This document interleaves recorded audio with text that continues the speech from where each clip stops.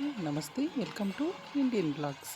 నేను ఈ ఛానల్ చేస్తాను. నా సింపుల్ లైఫ్ స్టైల్ని నేను మీతో షేర్ చేసుకోబోతున్నాను. ఈ వీడియోలో మనం చూడబోయేది పాండిచేరిలో ఉండే మన కుల వినాయగర్ గుడి.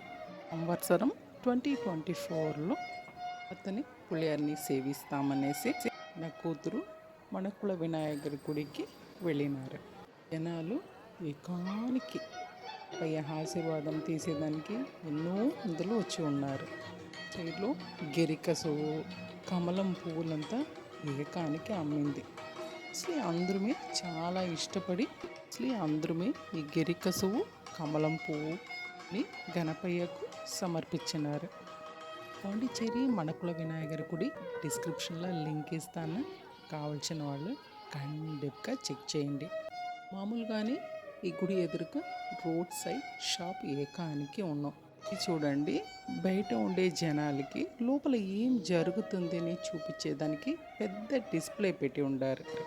లోపల పోయి మనం చూసేదానికి మునిపే గణపయ్యని దర్శనం చేసుకోవచ్చు. ఉత్సవమూర్తికి ఏటట అలంకారం చేసి ఉండారు, ఎంతో బాగుండారు అనేసి మనం బయటనే చూసేవచ్చును. జనాలు ఏకానికి ఉండారు కదా, పెద్ద క్యూ కదా.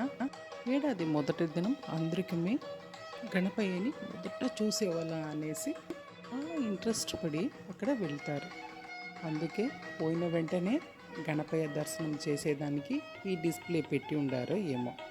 రిటైన్ ఛానల్ కూడా ఈ గుడిని లైవ్ టెలికాస్ట్ చేసి ఉన్నారు. రిటైన్ ఛానల్ ఇక్కడ టెలికాస్ట్ చేస్తారనేసి నా కూతురు ఫోన్ చేసి చెప్పింది. వెంటనే మేము కూడా ఇక్కడ చెన్నైలో ఉండి లైవ్ చూస్తామే. అరేంజ్మెంట్స్ అంతా చాలా చాలా బాగుంది.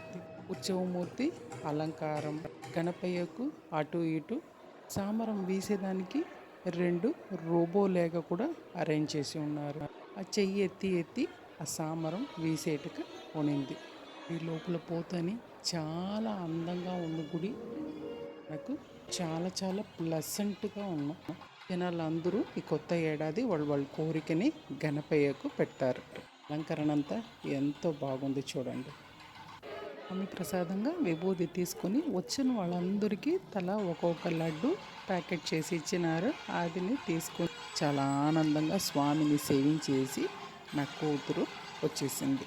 గుడికి నియర్ బై ఉండే ఏటీబీలో బాగా కూల్గా సూపర్గా ఒక రసమలై తినేసి బయట వచ్చినప్పుడు చూస్తే స్వామిని దర్శనం చేసేదానికి భక్తురాలందరూ కామ్గా క్యూలో వస్తూ ఉండారు. న్యూ ఇయర్ నాడు అమ్మ ఏమేమి పర్చేజ్ చేసింది అనేసి నేను నెక్స్ట్ వీడియోలో పెడతాను.